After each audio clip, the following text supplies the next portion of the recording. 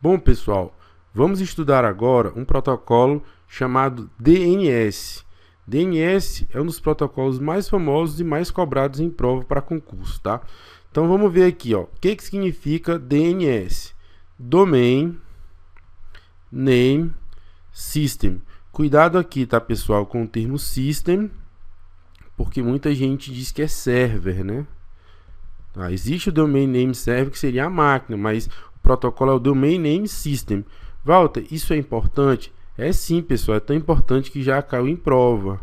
Por incrível que pareça, tá? Então caiu em prova e a gente tem que saber, porque é Domain Name System, sistema de nomes de domínio. O DNS é mais um dos protocolos ditos infraestruturais que a gente está explorando bem nesse módulo. Beleza? Então vamos explorar agora as características do DNS. Vamos lá. Então tá aqui, ó. O que o DNS faz, hein, pessoal? Ele mapeia, tá aqui, ó. Ele mapeia endereços IPs que são indigestos para o ser humano em nomes. Nomes são fáceis de decorar para um ser humano. Então, um ser humano que vê um nome, ele decora mais fácil, pessoal. Uma coisa é eu decorar lá que o IP lá do meu trabalho é 200 alguma coisa, e eu não vou decorar, eu vou lembrar de só durante os primeiros minutos, 200.11. Isso aqui eu não decoro. Outra coisa é eu dizer que é CGU, por exemplo, .gov.br.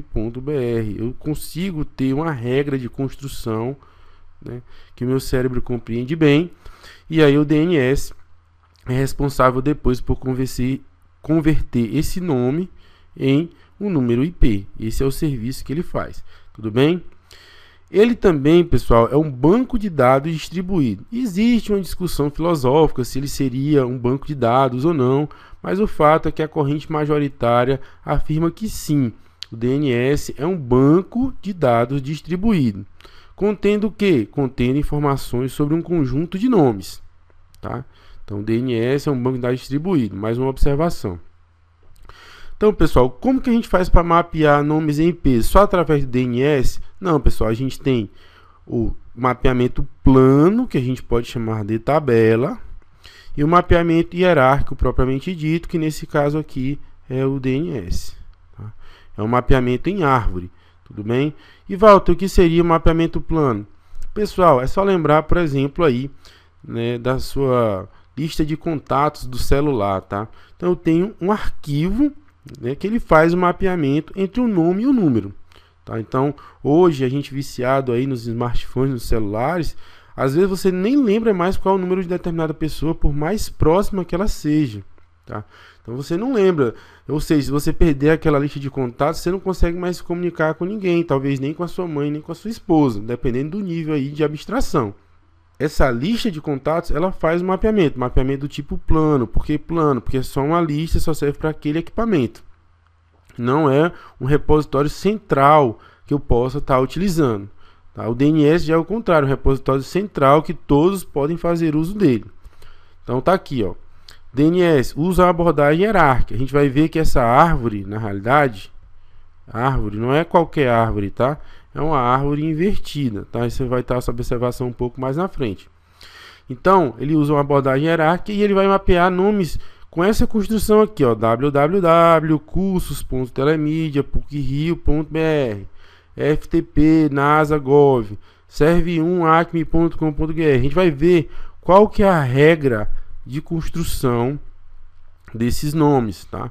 Então tem uma regrazinha intrínseca e com essa regra a gente consegue memorizar fácil, né, o nome. A gente já é intuitivo, olha, eu quero acessar nome tal, então vou lá, nome da empresa tal.com.br. Então isso daí eu já consigo decorar, eu já tenho uma regra de formação, não preciso decorar exatamente as palavras, mas eu sei como que aquele nome é construído. Isso facilita muito, né, a nossa vida, tá? Falando um pouquinho mais de mapeamentos planos, eu falei lá do celular, tá, pessoal? Mas a gente está tratando aqui de redes de computadores, né? Então, o que eu tenho como exemplo de mapeamento plano nos nossos computadores? Os arquivos hosts, né, pessoal? A gente tem lá o /etc/host no Linux.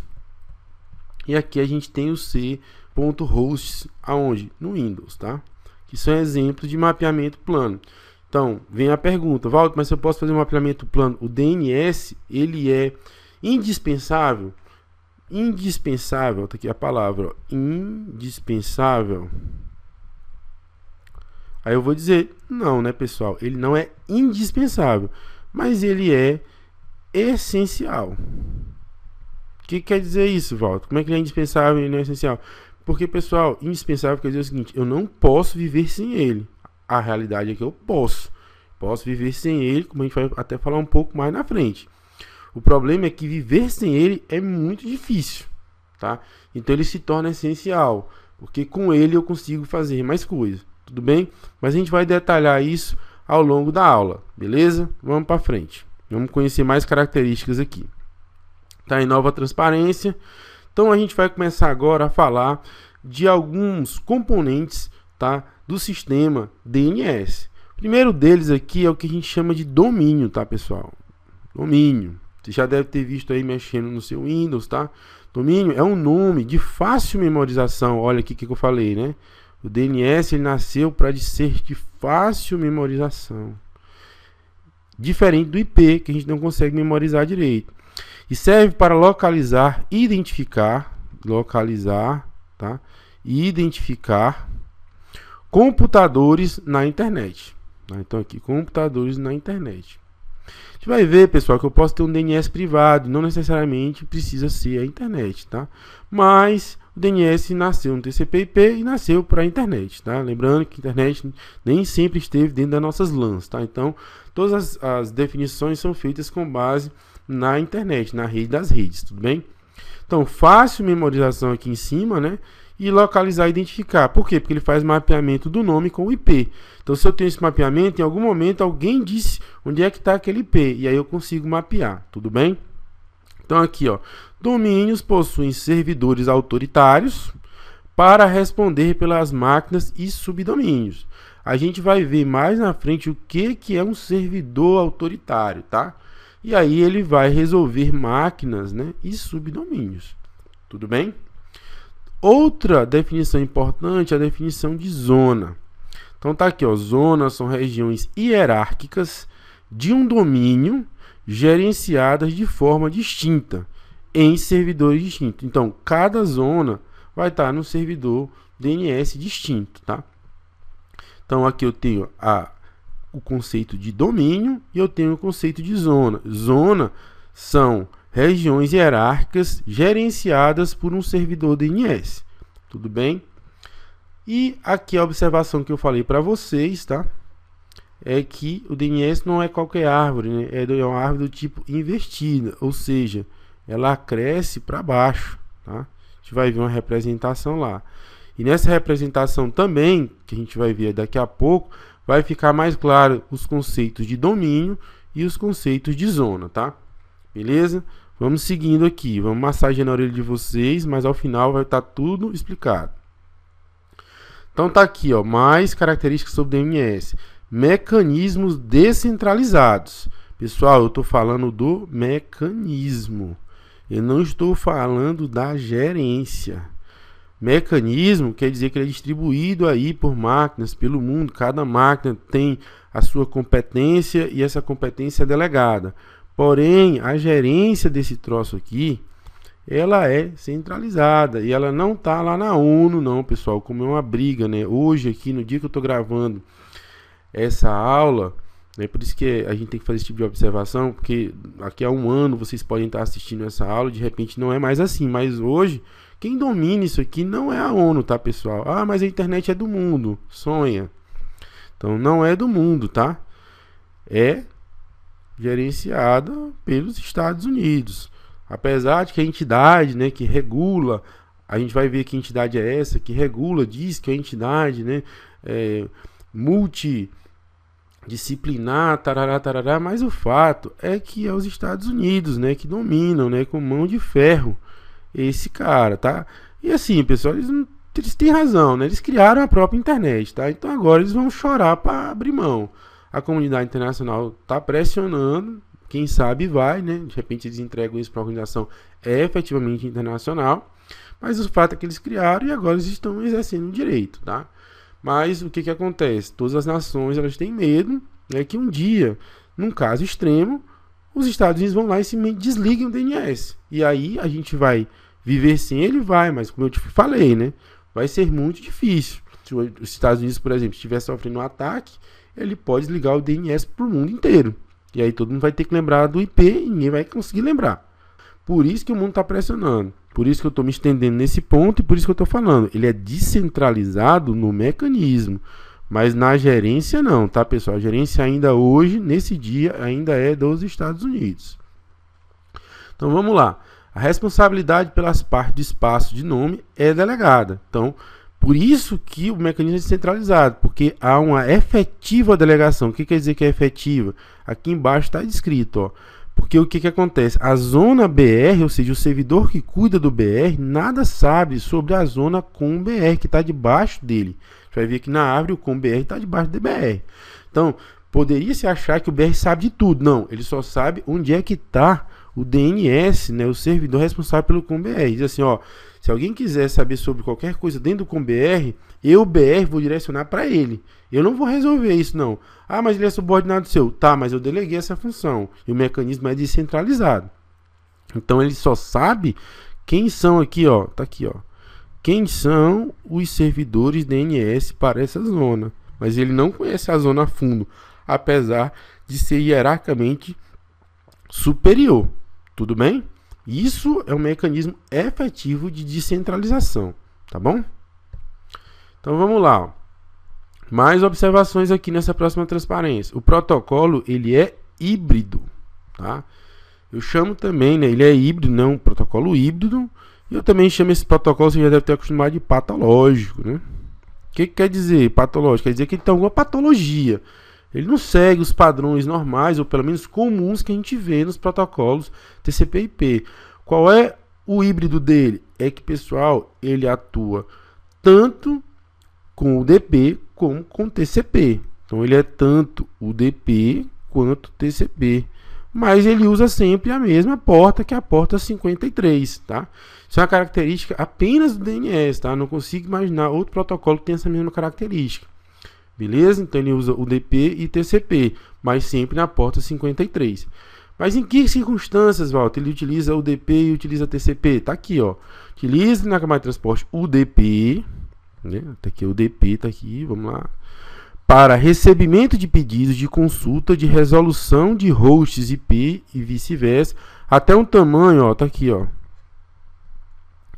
512 bytes, tá? Então, até 512 bytes. Consultas, aqui, ó, consultas, tá? Até 512 bytes, elas são quem, pessoal? São UDP. A partir de 512 bytes, ele já passa a utilizar o TCP, mesmo sendo consulta, tá bom?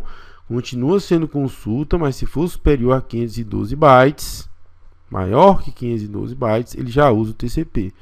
E no caso, né, de uma transferência de zona, que é uma transferência de arquivo, né, aí de cara ele já usa o TCP, tá? Transferências de informações de zona, tá? Isso aqui cai muito em prova.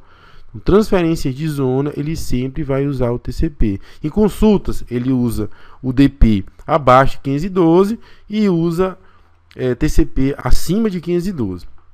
E aí vem a pergunta, pessoal: isso só vale para o DNS ou é para tudo? Pessoal, só é para DNS, tá, pessoal? Não é para tudo, não. Não posso extrapolar. Ah, então agora sempre que for maior de 512 bytes, o protocolo vai transformar em TCP aquilo que era o DP. Não, pessoal, ninguém está dizendo isso. A gente está dizendo que para o DNS isso vale. Para os outros você tem que estudar caso a caso. Não é uma regra geral do TCP/IP, tá? Eu já vi aluno comentando em fórum querendo extrapolar isso, tá? Mas não é uma regra. Isso só vale para quem? Para o nosso famoso DNS. Tudo bem? Então vamos lá, pessoal. Tá aí, pessoal, continuando nosso estudo, mais observações sobre DNS. DNS é todo o sistema e ao mesmo tempo ele é o próprio protocolo. O que quer dizer isso, pessoal? Quer dizer o seguinte, que como sistema ele especifica protocolos para o mapeamento de nomes e endereços IPs. Ou seja, ele é todo o ecossistema, né? Ecossistema entre aspas, tá? Porque ele define toda a arquitetura de funcionamento desse sistema. E ele também é o próprio protocolo, tá, pessoal? Aí aqui tá embaixo, ó, porque ele especifica as regras de sintaxe para os nomes de domínio e a delegação.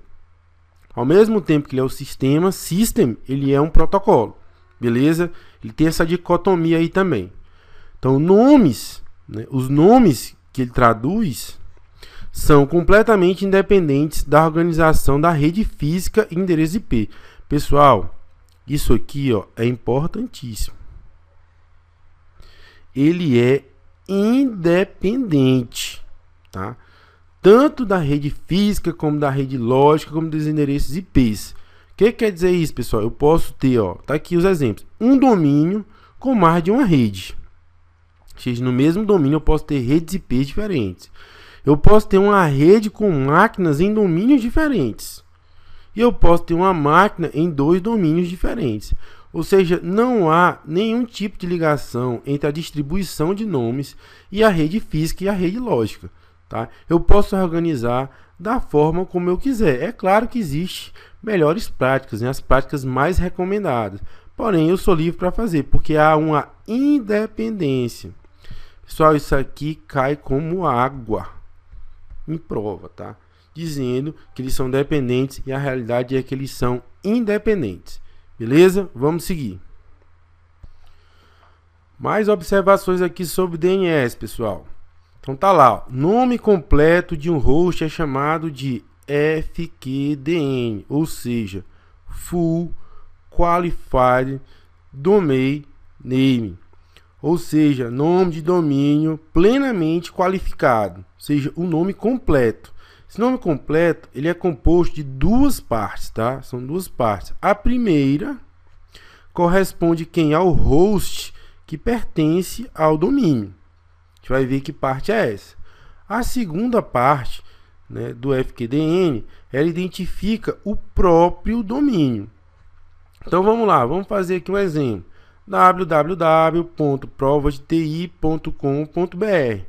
Primeira parte aqui é o www, certo? O que ele é? É o host, ou seja, o servidor de páginas do Prova de TI. Como o próprio servidor de páginas, poderia ter quem? O próprio servidor de e-mail, o próprio servidor de FTP e assim por diante. Cada um deles uma máquina diferente. Beleza? E o resto, pessoal, provadeti.com.br é o domínio, que ele é hierarquizado. A gente vai ver como é que é essa hierarquia. O primeiro, né, chamado de domínio principal, ele é o branco, que hoje é branco, mas ele já foi o ponto. Tanto faz, usar ponto ou em branco, tanto faz.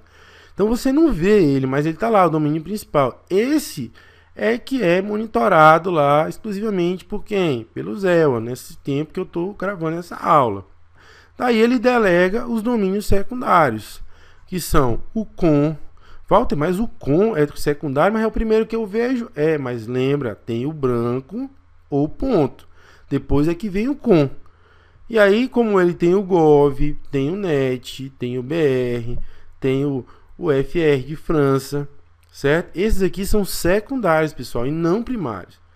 Depois vem quem? Vem os terciários aqui, ó.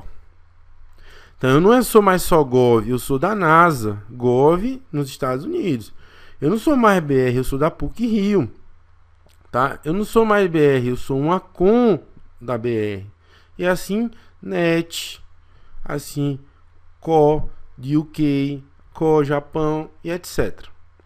Beleza? Vocês entenderam aí? São duas partes para montar o nome de domínio plenamente qualificado.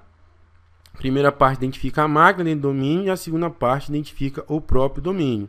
Não esquecer desse carinha aqui, ó, que é o domínio principal, que é o branco ou ponto. Daí eu derivo os outros. Beleza? Vamos para frente aqui. E aqui, pessoal, tem uma representação do nosso DNS. Ó o ponto aqui em cima, ó. Pontinho lá, que corresponde a alguns servidores espalhados pelo mundo. Então esse cara aqui é o principal, como a gente já viu, né? Daí vem os secundários, ó. Tudo isso aqui é secundário. Gov, BR, UK, int, mil, gov, tudo bem? Daí Depois vem quem? Os terciários. Então, por exemplo, aqui PUC-Rio. Tá? Vocês estão vendo que ele está construindo aqui, né, um FQDN, um Full Qualified Domain Name, ó, BR, PUC-Rio, INF, Exu. Tá? Então tá lá, ó.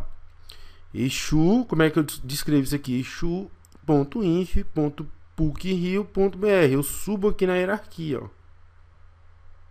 No mundo lá, isso aqui é o meu Full Qualified Name. Se eu pegar esse exemplo aqui, ó, serve RH ADM Acme com BR ponto, tá? Lembrando que o primeiro lá, tá, ó, é quem é o host, né? Aqui é o host Exu, fica dentro de Inf da PUC-Rio. Aqui é o server que tá lá dentro do RH. Tá? Então aqui está aqui o server que está lá dentro do RH da empresa Acme, da administração. Beleza? Aí você pode brincar nessa figura de construir novos Full Qualified Domain Names, tá? FQDN. Então tá aqui, ó, tem o host Oxum, Oxalá. Então se for ver isso aqui, tá em nomes ligados, por exemplo, ao Candomblé. Pessoal, eu já vi nome de tudo, tá, pessoal? Eu já vi gente que gosta de Cavaleiro do Zodíaco.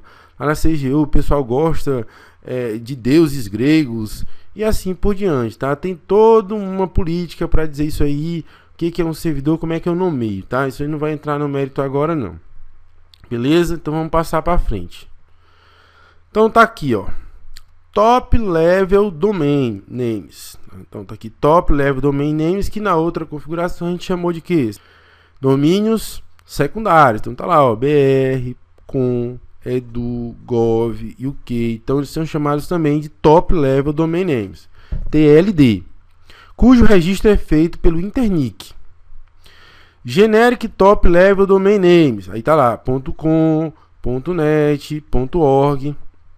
Esses são os GTLDs, tá? Então tá lá, firme, storage, web. Aqui eu coloquei novos, pessoal, mas assim, isso aqui depende da época que a gente está falando, tá? Hoje a gente já está liberado, por exemplo, os domínios XXX, né, ligados, por exemplo, a filme pornô, e já está se procedendo uma liberação total dos nomes, de modo que você possa construir o nome da forma como você quiser, tá? Então, o DNS, ele é evolutivo, ele sempre está evoluindo. Então, eu coloquei aqui novo porque é o tempo que isso aqui já está até defasado, tá? Então, isso aqui são generics Top Level Domains, mas não já são tão novos assim. Beleza? Vamos para frente. Tá aqui, ó. A organização responsável por atribuir nomes de domínio e endereços IPs em nível global é a ICANN. O que é ICANN, hein, pessoal? Internet Corporation for Assigned Names and Numbers. Então, essa entidade aqui é a que controla, né, o DNS, a concessão, né, de DNS, a árvore de DNS, é a ICANN. Walter, isso aqui cai em prova? Cai sim, tá, pessoal? Isso aqui cai em prova. Então, não se engane, já caiu várias vezes em prova. Tem que saber. E é a ICANN no nível mundial. E no Brasil, hein, pessoal? Quem é que faz isso? No Brasil, pessoal, a entidade chamada Registro BR. Antigamente era a FAPESP, hoje é o Registro BR. Então tá aqui, ó, Registro BR é o departamento do NIC. Aqui, ó, departamento do NIC. O que é NIC, pessoal? Tá lá, Núcleo de Informações e Coordenação do Registro.br, tá? Núcleo de Informações e Coordenação do Registro.br. Então tudo que é referente ao Registro.br, quem trata aqui é o Registro BR. E antigamente foi a FAPESP. Então ele é responsável pelas atividades de registro e manutenção dos nomes de domínio que usam .br. Também executamos o serviço de distribuição de endereços IPv4 e IPv6 de números de sistemas autônomos no país, tá? Sistemas autônomos, pessoal, o que é isso aqui? Vocês vão saber disso aqui aonde? Lá no módulo de roteamento de quem? Do Rafael Barão. Meu colega aqui, ex-aluno e agora colega de gravação aqui em redes do Prova de TI, tudo bem? Então, se vocês quiserem saber o que é sistemas autônomos, tá lá. E IP você já sabe, tanto IP versão 4 quanto IP versão 6 que eu falei, e no caso dos nomes você está estudando agora nesse módulo de DNS, beleza? Nível mundial, ICANN. No Brasil, registro BR. Cai em prova, cai sim, e é melhor você saber. Mais observações. Aqui no Brasil, segundo o registro BR, esses caras aqui, ó, com BR, Edu BR, a gente chama de domínio de primeiro nível. Por quê? Porque o BR já começa na árvore lá, aqui do Brasil, que eu tô falando, o registro. Então, se eu tenho o Gov, esse aqui é o primeiro nível em relação ao BR. Portanto, aqui no Brasil, eu chamo ele de domínio de primeiro nível. Lembrando que o BR, pessoal, ele é chamado de quem, hein, pessoal? De domínio secundário prefeito mundial, porque o domínio primário aqui é o ponto. Agora, no Brasil, se eu já estou dentro do BR, o Gov, por exemplo, ele é chamado de domínio de primeiro nível. Tudo bem? E lembrando que também em nível mundial, o BR é chamado de Top Level Domain, certo? O TLD que a gente explicou na parte passada. Tudo depende do referencial, onde é que você está e qual a denominação você está colocando. Beleza? As categorias, segundo o registro BR, podem ser divididas em 3 tipos. Aqui, ó, 3 tipos. Então tá lá, isso aqui sai direto do registro. Os domínios de pessoa física e profissionais liberais só podem ser registrados com o titular de CPF. Então, eu preciso colocar, né, Walter Luiz, alguma coisa no meu nome. Preciso ter pelo menos um CPF, tá? Não posso chegar lá e jogar qualquer coisa. Pessoa jurídica, pessoal. Pessoa jurídica, eu preciso ter um CNPJ. E já os domínios genéricos, né, o generics domain, eu preciso ou um CPF ou CNPJ. Interessante, pessoal, que vocês vão notar, meu site é www.waltercunha.com. Walter, mas por que tu não colocou o .br, pessoal? Por que eu não coloquei, pessoal? Porque sou burro? Não, pessoal, porque esse site aqui, a época que eu tô gravando, já tem mais de 5 anos, 6 anos já, se não me engano, 7. Nessa época, pessoal, eu simplesmente não podia, não era nem o registro BR, ainda era a FAPESP, né? Ainda era a FAPESP. A FAPESP, ela coordenava e ela exigia que para os domínios .com.br eu precisava de um CNPJ. Olha só a restrição. Eu era um profissional liberal, queria colocar meu site, mas eu não podia. Por quê? Porque o órgão regulador no nível nacional, ele não permitia, a não ser que eu tivesse CNPJ. E eu não tinha, eu era um profissional normal. O jeito foi registrar apenas como quem? Como .com. Então ficou lá, waltercunha.com. E quando eu finalmente liberaram, né? Eu não sei nem se liberaram antes ou depois, mas quando eu me toquei que eu já poderia colocar o BR, o que aconteceu? Eu fui lá tentar colocar o BR, mas se você já digitar waltercunha.com.br, já está outro profissional.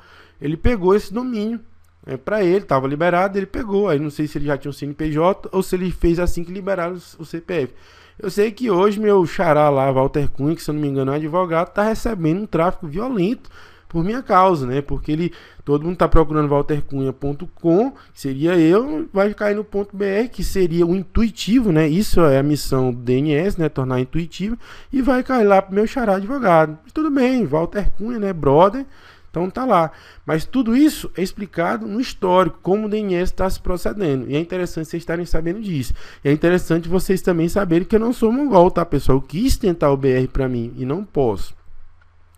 Vou aproveitar esse tópico para falar também de alguns problemas, pessoal, que estão acontecendo aí pelo mundo, que é por isso que a gente está querendo disciplinar o DNS nível mundial. Pessoal, vocês conhecem um site de venda chamado quem? A Amazon.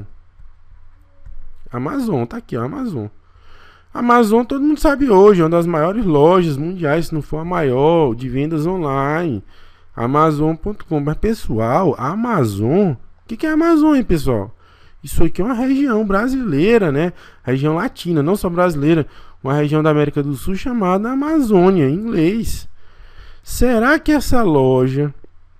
Hoje, se ela fosse cadastrada, ela teria o direito de patentear, né, praticamente, de grilar esse domínio, que nada mais é do que um espaço virtual. E se eu estou usando o nome de quem não era, de quem eu não sou, isso é uma grilagem, né, pessoal?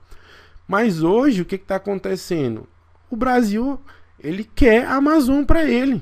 Mas a Amazon já está dada a outra empresa da origem da internet. E ela não vai ceder.